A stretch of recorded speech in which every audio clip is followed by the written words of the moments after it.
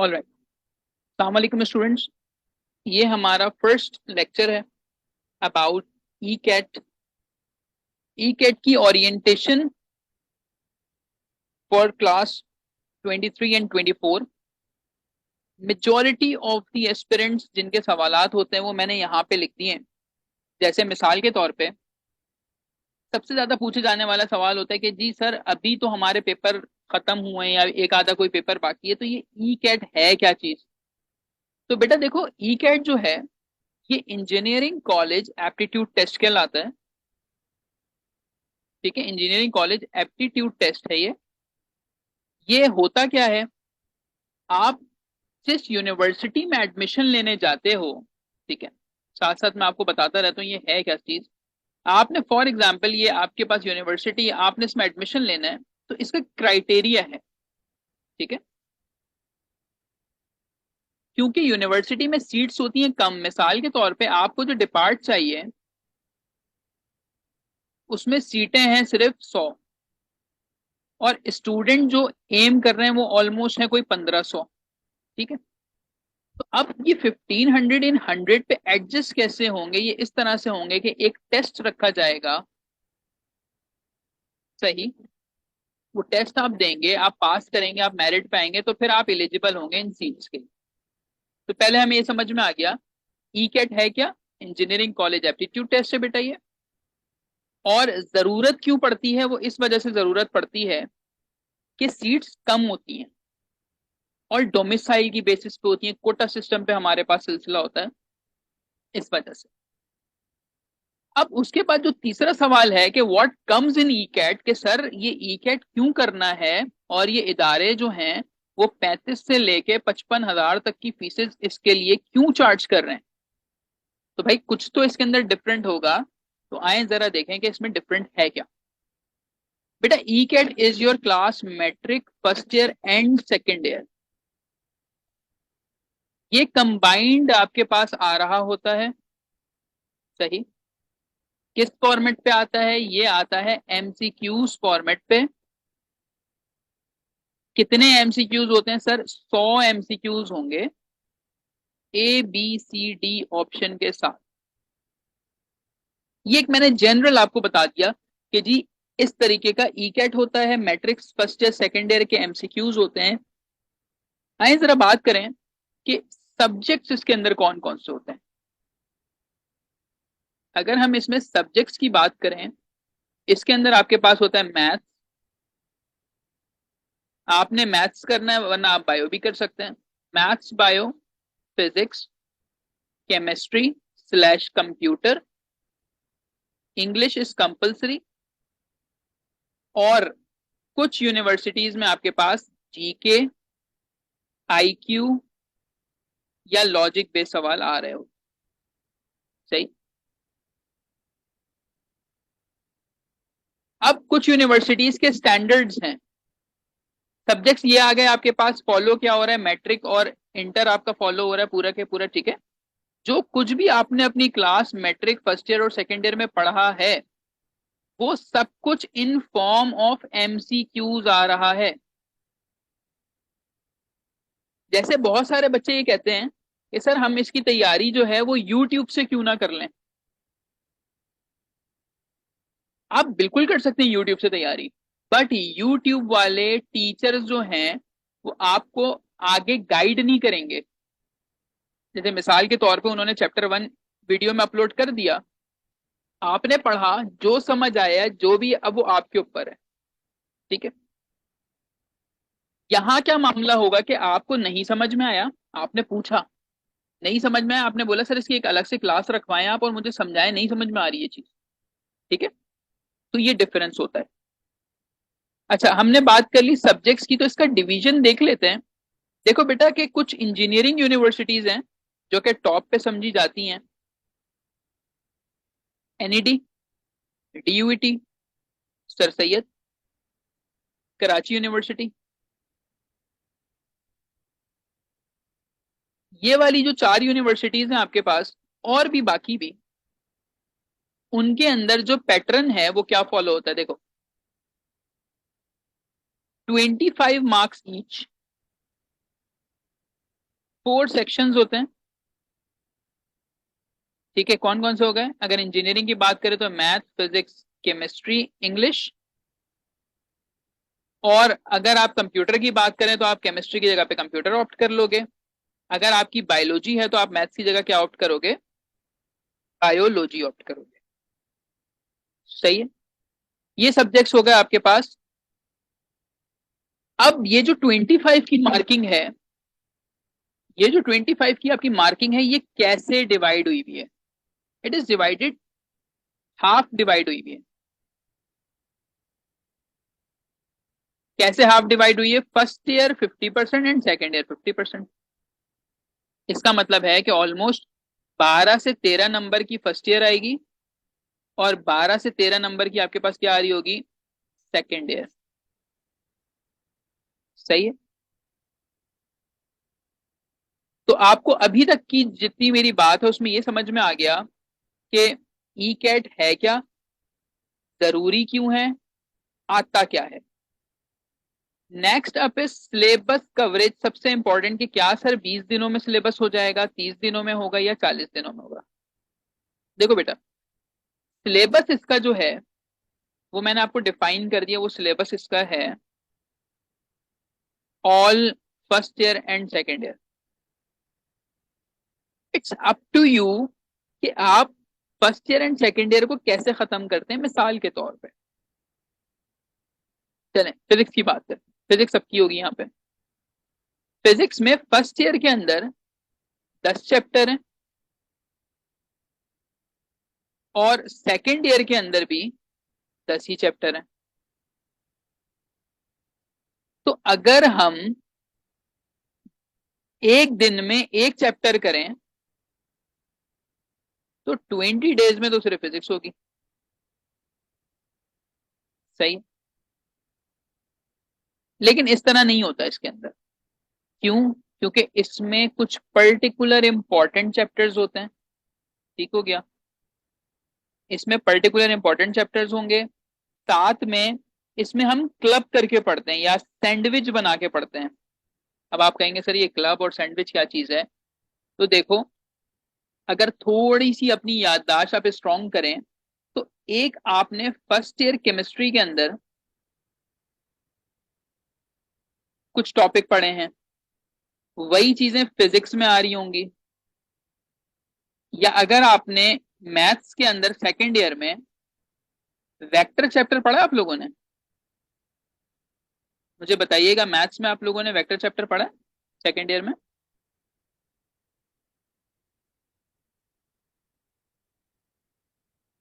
मुझे आप इस पे लिख दें जरा चैट पे ताकि मुझे आइडिया हो जाए कितने लोग बात कर रहे हैं मुझसे। ओके, आपने इसको पढ़ा है, राइट? अब यही सेम चीज अगर मैं कहूं स्केलर वेक्टर चैप्टर था आपका फिजिक्स का, बेटा उसमें भी तो सेम चीज पढ़नी थी, कोई नई चीज तो नहीं है। तो हम क्या करेंगे, हम इस तरह से पढ़ाई करते हैं। तो मुझे तकरीबन ई कैट पढ़ाते हुए 10 ईयर्स हो चुके हैं। ऑनलाइन में मेरा तकरीबन 3 से 4 साल मुझे बैचेस हो चुके हैं मेरे इसके अंदर ना। तो मैं किस तरीके से पढ़ा रहा होता हूँ, मैं क्लब करके पढ़ा रहा होता हूँ। कि जैसे आज 1.5 घंटे की क्लास है अगर मिसाल के तौर पे, तो 1.5 घंटे में हम ये चीज कवर करेंगे। सही है। हमने मैथ्स पढ़ा, वेक्टर किया कंप्लीट, उसके बाद हम स्केलर वेक्टर पे आ गए। क्लास खत्म होगी, क्लास के बाद आपको भेजे जाएंगे असाइनमेंट। और ये रेगुलर आएंगे असाइनमेंट आपके पास। असाइनमेंट में क्या होंगे जी? एमसीक्यूज होंगे पास पेपर के। मिसाल के तौर पे वेक्टर चैप्टर के 15 भेज दिए, स्केलर वेक्टर के 20 भेज दिए। ये 35 आपने करने होंगे सॉल्व और चेक करवाने होंगे हर स्टूडेंट ने। सही हो गया।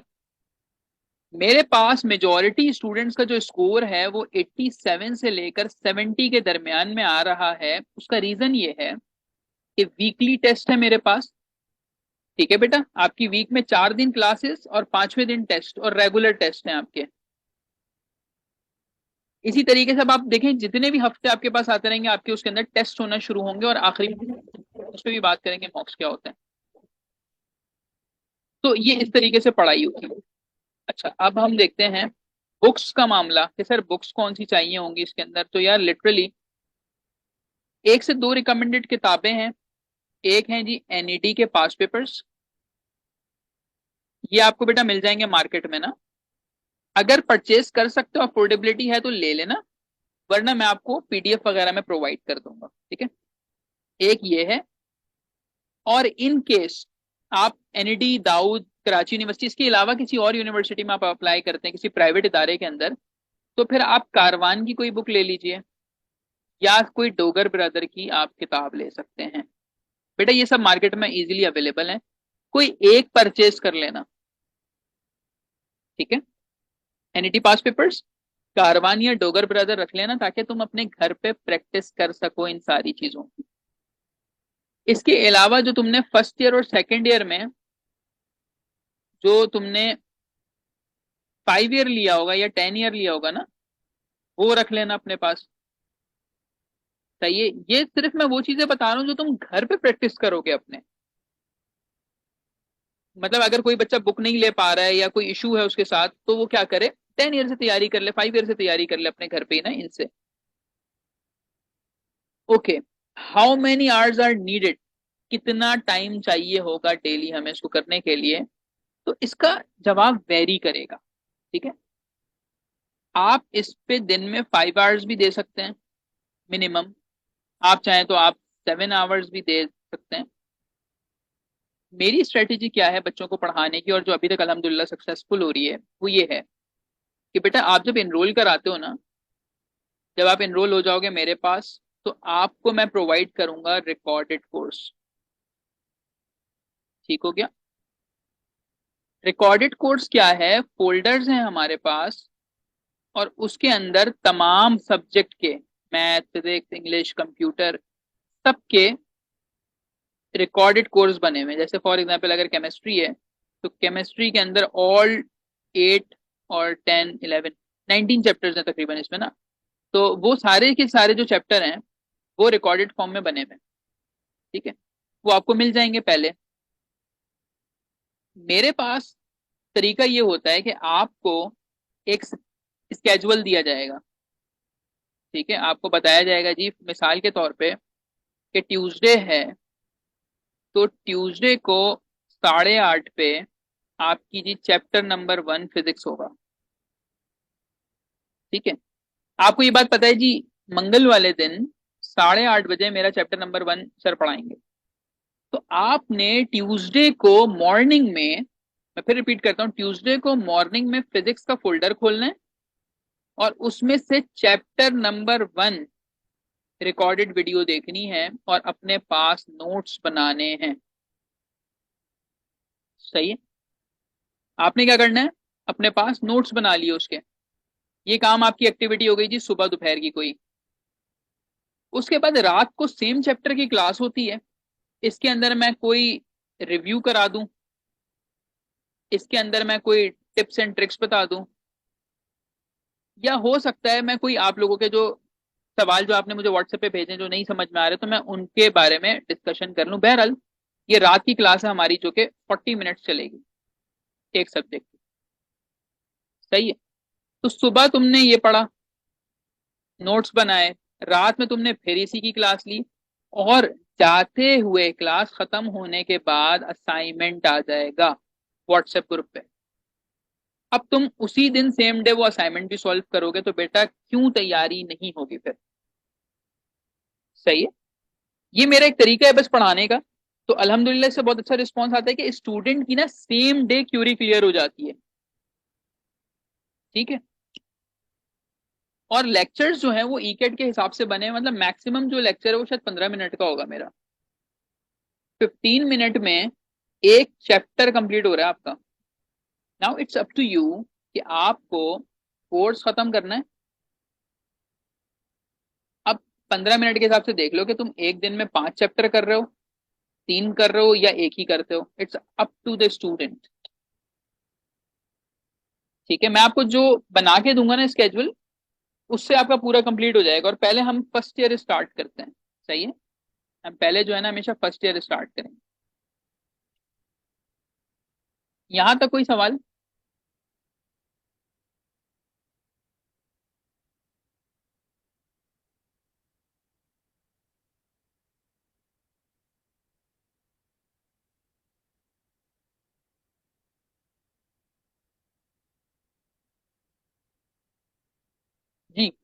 अभी तक जो पूरी मेरी डिस्कशन थी, इसके अंदर आपका कोई सवाल है तो बताएं।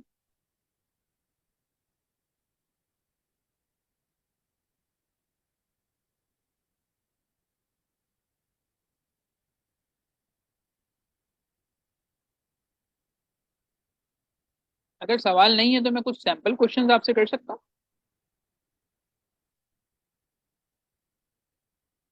चलिए, सैंपल क्वेश्चन ये है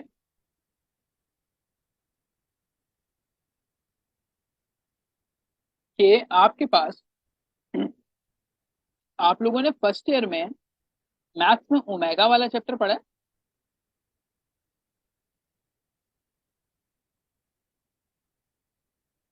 ये मुझे बताइएगा।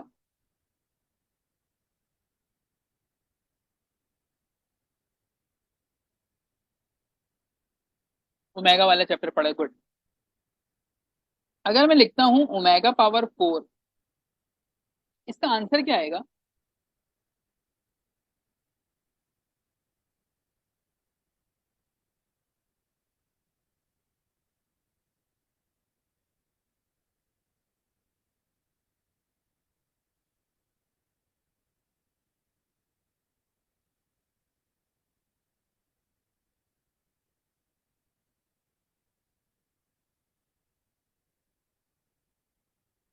नहीं नहीं, जीरो नहीं आएगा। मैं सारे स्टूडेंट से आंसर देख रहा हूँ। देखो बेटा, मैं फर्क समझा रहा हूँ सिर्फ इसी सवाल से। अगर तुम्हारे पास ये सवाल फर्स्ट ईयर के पेपर में आएगा, तुम क्या करते हो? तुम इसको 3 में ब्रेक डाउन करते हो। ओमेगा क्यूब 1 के बराबर होता है और ये खाली बचा ओमेगा, राइट? तो इसका आंसर आ जाएगा omega. But this method is for first year, not for E CAT. E CAT के अंदर आपको बेटा 1 मिनट मिलेगा सिर्फ एक एमसीक्यू के लिए, लाइक 100 फॉर 100। तुम कहीं भी किसी भी यूनिवर्सिटी का टेस्ट दोगे, तुम्हें कम टाइम तो मिल सकता है, ज्यादा टाइम कभी भी नहीं मिलेगा। तो मैं कह रहा हूं ओमेगा 4 मैंने दिया आपको। अगर मैं तुम्हें ओमेगा 1011, यानी ओमेगा की पावर 1011, टाइम लगेगा इसको सॉल्व करने में कि सर कैसे तोड़ें 3 में, फिर इसका आंसर निकालना है हमने। नाउ, जब ई कैट आप पढ़ते हैं, तो ई कैट के अंदर हमारे पास होती हैं tips and tricks, because we need correct answer. कोई भी मेथड लगाओ, करेक्ट आंसर लेकर आना, राइट? 1011 को आपने क्या करना है, ऐड कर दें आपस में। 1 + 0 + 1 + 1 आपके पास होता है 1, 2 और 3, and omega cube is equal to 1। बात समझ में आई?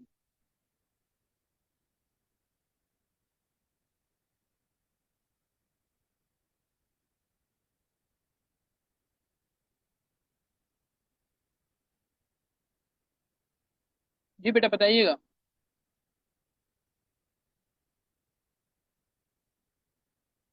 ये बात समझ में आई कि मैंने एक सवाल को किस ट्रिक के जरिए मैंने सॉल्व किया?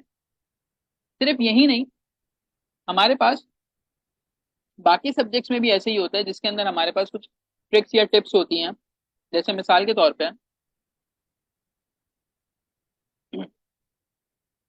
हम फिजिक्स की बात करें। फिजिक्स के अंदर आपने ग्रेविटी वाला चैप्टर पढ़ा है। मैं आपसे पूछता हूँ कि जो ग्रेविटी है वो बढ़ेगी या कम होगी रेडियस के हिसाब से? अब मैं आपसे ये पूछ रहा हूँ, ग्रेविटी रेडियस के हिसाब से बढ़ती है या कम होती है? कि अगर रेडियस मेरा बढ़ेगा तो ग्रेविटी क्या होगी, रेडियस कम होगा तो ग्रेविटी क्या होगी? जब आप फर्स्ट ईयर में थे ना, तो आपने क्या किया था, इसका मारा था रट्टा। ऐसे ही है, आपने मार लिया इसका रट्टा कि भाई ये एमसीक्यू आएगा तो हम इसमें इस तरह से कर दें। बट एंट्री टेस्ट में आप रट्टा नहीं मारते, आप कॉन्सेप्ट लेकर आते हैं। आपको पता है G is equal to GME upon RE square होता है। नाउ यू नो कि रेडियस और ग्रेविटी आपस में कैसे हैं, इनवर्सली प्रोपोर्शनल हैं।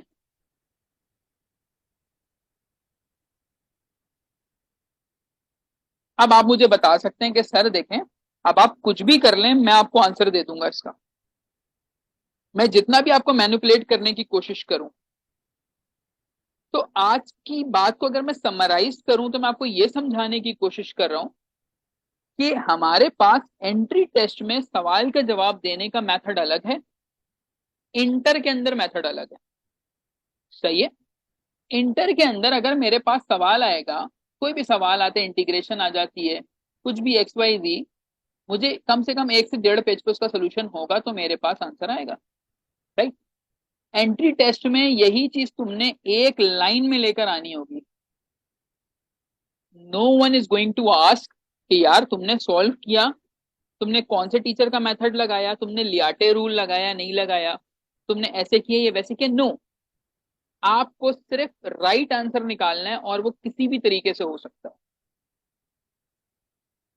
बात समझ में आती है?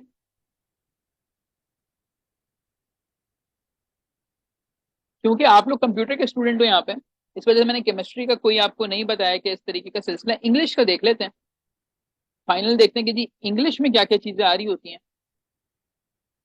बेटा इंग्लिश में सिनोनियम्स एंटोनियम्स आते हैं, ठीक हो गया। इस तरह सेंटेंस करेक्शन आ रही होती है। इसके अलावा कॉम्प्रिहेंशन आता है। फिलहाल तो ये 4 चीजें हैं मेन, जो आपको आनी चाहिए। और इसको जो पढ़ाने का मेरा मेथड होता है ना, वो होता है रूट वर्ड्स। ठीक है, मेरा मेथड है रूट वर्ड्स का, जो मैं काफी अरसे से पढ़ा रहा हूँ स्टूडेंट्स को, काफी कामयाब है वो मेथड। बिकॉज अगेन रट्टा नहीं है, कॉन्सेप्चुअल लर्निंग है। मिसाल के तौर पे एक वर्ड लिखा हुआ है कंप्लीट, हम सबको इसका मतलब पता है कि कंप्लीट मतलब क्या होता है, मुकम्मल। इससे पहले अगर मैं लगा देता हूं इन, तो अब ये क्या बन गया, नामुकम्मल। विच मीन्स कि अगर वर्ड में इन आ रहा है शुरू में, तो इट इज पॉसिबल कि ये आपको नेगेटिव बात ही करेगा। मतलब 100% श्योरिटी नहीं है, लेकिन 90%, 95% ऑफ द टाइम अगर इन आ रहा है तो ये आपको